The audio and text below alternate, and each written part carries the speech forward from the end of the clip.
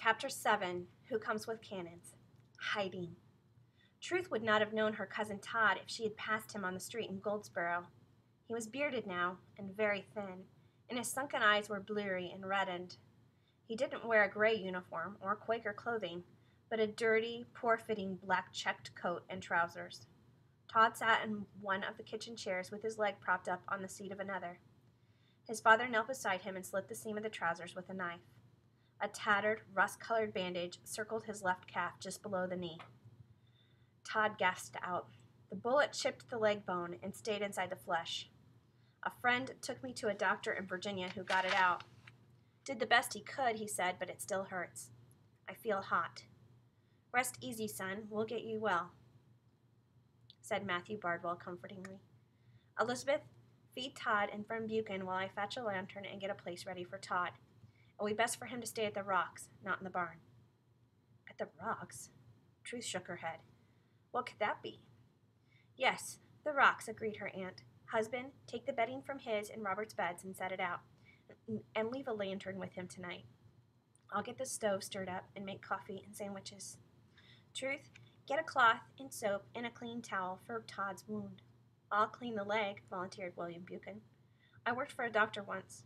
I brought him here the minute he came to us. We thank thee, said the elder Bardwell as he went out to the rear of the house. Truth hurried ahead of her aunt to the kitchen, found a towel and the yellow soap her aunt had made, and got some water from the kitchen pump. By the time she returned, William Buchan had the bandage off. Truth saw the red wound that was festering yellow and noticed how her cousin flinched when friend Buchan dabbed at it with soap and water. To take his mind off the pain, she asked Todd, Did he have to be a soldier? No. No, I never was.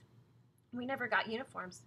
They dressed Robert and me in clothes like this and pushed us ahead to the front of the battle. We both lay down in the grass, but no matter. It was a Yankee who shot me. I'll never forget. His voice trailed off. They did not have a rifle, did they? Asked Truth. Todd laughed without humor. No, nothing but our bare hands. They wanted thee killed? Cried Truth. Looks that way, doesn't it? They said that was all we Quakers were good for. Wincing as the bandage was wound around his calf, Todd went on. After the Confederate cavalry caught us, they tried to get us to learn to be soldiers, but we wouldn't. To make us change our minds, they didn't feed us enough. They made us stand on a barrel tap for a long time and trussed us up with ropes like turkeys and left us out in the hot sun all day without water. They made us carry logs on our shoulders for hours and hours until we ached all over. But we wouldn't ever say yes to soldiering. That's when they gave up on us. When they found out there was going to be a battle, they shoved us out front and dressed like this. Where's Robert? Truth asked tearfully. I don't know. Martha Buchan asked too, but I couldn't tell her either. There was gunpowder smoke all over the battlefield. It sure stank. It was thick and it was always moving. Sometimes thee could see the men around thee, but sometimes thee couldn't. When I got shot, I saw Robert on the grass. Then a soldier lifted me up and pulled me away and piled me against the fence, and I lost sight of him. Maybe the Confederates still have him. Maybe he got away by himself. Lots of men were running in all directions. The South won. Did thee hear that, Truth? Yes, we heard. How did thee get off the battlefield? I crawled under that fence and got into a pasture that had a little ditch at one end. It was full of weeds and water. I rolled down into it and stayed there until the battle was all over. Nobody came hunting for me. Guess they didn't care, or they got too busy and forgot. The farmer found me that night. He could have turned me into the army, but he didn't. He said a Quaker had done him a favor once. His wife used to be a nurse, and she fixed me up some. When I told them who and what I was, they took me to some Quakers they knew. They got a doctor to take out the bullet. I just wanted to come home, so as soon as I started feeling a little better, the friends started me back here on the Underground Railroad from a station they knew about. Todd flexed his leg and moaned and said, Truth, will thee ride to the Coxies in the morning and let Lucy know I'm back and where I am? Yes, I will, Todd. But will she know where to come? What's the Rocks? It's a cave in the rocks in the cow pasture. It's pretty big.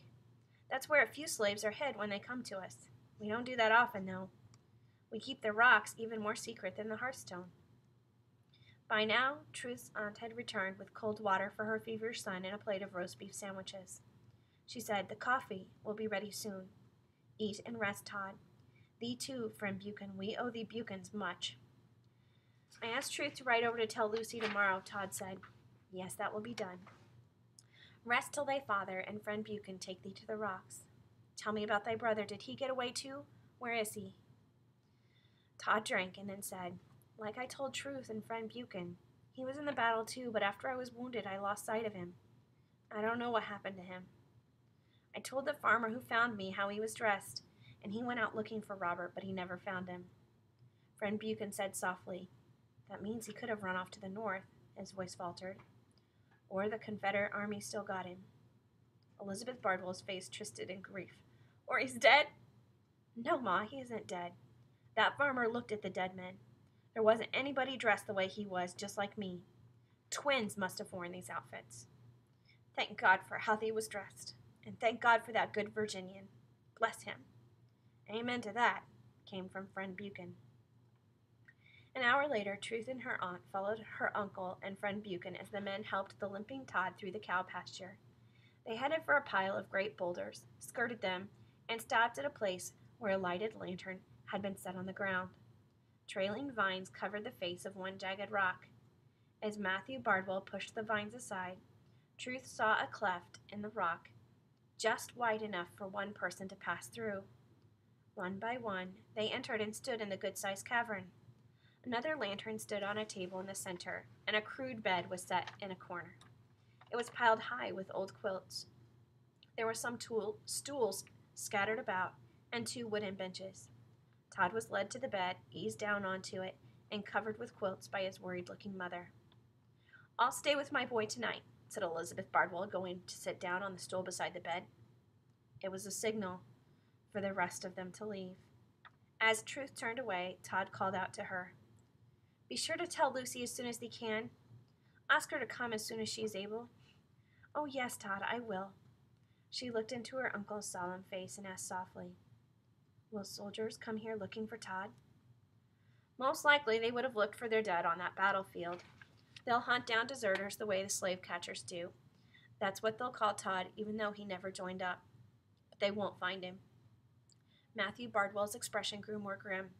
"It will be wisest for Todd to go away again as long as the war goes on, and that could be years. But he can't travel the way he is now." "When he gets well, can he help us with the harvest?" "No, child, he can only come out at night.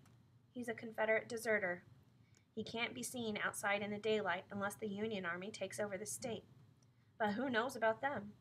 They might try to make him be a soldier for their side." "That's terrible." Truth began to cry, but her uncle took her by the elbow and led her and William Buchan outside. "Todd does not need thy pity. He must keep up his courage and regain his strength. Thy wailing will do him no good. Seem brave for his sake." He spoke next to his neighbor. "I need not tell thee to keep this place secret. Do not tell thy wife or daughter." "No, they will not hear of it." Truth left her uncle's side to tug at the other man's sleeve. When he turned to her, she whispered, "Friend Buchan, please tell Martha that Todd thinks Robert is alive." "I shall tell her." "Come, Truth," ordered her uncle. "You need to sleep if you can. I'll saddle a horse for thee in the morning to ride to Bentonville and the Coxies." "Does thee ride well?"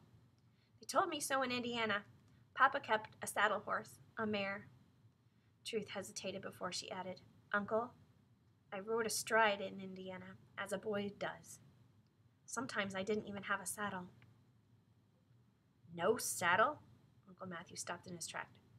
"That was in Indiana, child. Here thee will ride on thy aunt's side saddle.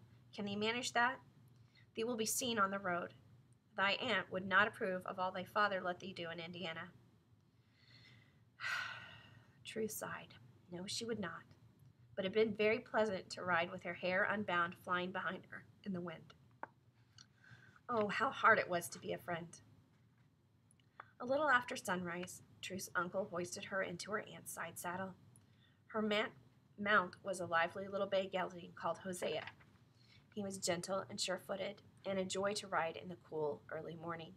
She met few people. They were all strangers to her, but pleasant enough in their nodded greetings. She knew the way to Bentonville from a wagon journey she'd taken to visit the Coxeys soon after Todd's marriage. Bentonville was only a small cluster of houses, a morning's swift ride from the Bardwell farm. The Coxey house was more imposing than any other in the hamlet, larger than the Bardwells and finer than anything Truth had yet seen in North Carolina. Friend Coxey was a prosperous man who owned broad fields. The sturdy-looking house had 2 stories and was sided with clapboards. There was a shady veranda at the front for hot weather sitting. Behind the house were sheds and a barn, corn crib, and smokehouse, but these were larger than the Bardwells' Handsome horses came running from their rich pasture to greet Truth's horse. Their nickering brought out Sister Coxey and Lucy out onto the veranda to see who had come. When the 2 women recognized who it was, they ran down the steps. Truth saw how drawn their faces had suddenly become, as if they feared her news. She reined Hosea in, leaned over from the saddle she'd found a very slippery, awkward perch, and told them, "It's Todd. He's come back. He was in that battle at Manassas and got hurt, but he'll be all right. We're hiding him. My uncle says he's safe. Todd sent me. He wants thee to come back with me, Lucy." "Oh, yes!" Lucy's pretty face lit up like the sun. She turned and hugged her mother, and then put her head on Truth's knee and began to weep. "Thee will have time for that later," said her mother. "I'll go to the barn and tell thy father to saddle one of the grays for thee." She hurried away. "What shall I take?" Lucy asked Truth. "Nothing except thy clothing, I would guess. He asked only for thee. He's in a cave." "Cave?" "Yes, I didn't know there was a cave on Bardwell land till last night." "How is Todd hurt?" "He had a bullet in his leg, but a Virginia doctor took it out. He can't walk very well yet. Aunt Elizabeth is tending to him." Truth hesitated before saying, "Robert was with him at the battle. He does not know what happened to him. He lost sight of him in the smoke." "Does he think Robert was killed?" "No. No one found his body after the battle." "Can't the Bardwells ask about him? Would the army tell them?" "I don't know." Truth looked up. Friend Coxey, a portly, red-headed man, was coming toward them at a run, leading a leggy gray horse with saddle and bridle. Without waiting to pack any clothing, Lucy got up into the saddle. She reined the gray around and started off at a canter. It wasn't necessary to nudge Hosea. The bay started off at a quick pace to catch up, and then Truth and Lucy rode together in silence until they reached the Bardwell farm. Matthew Bardwell met them and lifted Lucy and Truth down. He ordered Truth, "Take Lucy to Todd. Tell thy aunt to come to the house. She needs the rest." He smiled at Lucy. "We are happy to see thee here. Thee will be the best medicine of all for Todd." Lucy, who was weeping, flung her arms around her father-in-law, and then she asked Truth, "Take me to my husband now, and leave me alone with him. If I need anything, I'll come to the house for it." Leaving the horses to be led away by her uncle, Truth set out for the pasture and the great boulders with Lucy beside her. When they reached the cleft, Truth pulled back the thicket of greenery and said, "He's in there. Uncle Matthew says that's where he's got to stay because the army will come hunting him as a deserter." Lucy nodded. "He'll get well, and then he can come out in the nighttime." A week later, 6 Confederate cavalrymen came riding up to the Bardwell farm. To Truth's horror, one of the officers was the slave catcher, Daniel Fields, looking most gallant in the South's elegant gray uniform. Hearing the jingle of their bridles, the older Bardwells came out of the house, with Truth behind them. Fields spoke first. "So, we meet again. This time we're hunting for 2 Quaker deserters by the names of Todd Bardwell and Robert Bardwell." Truth touched her aunt's rigid arm.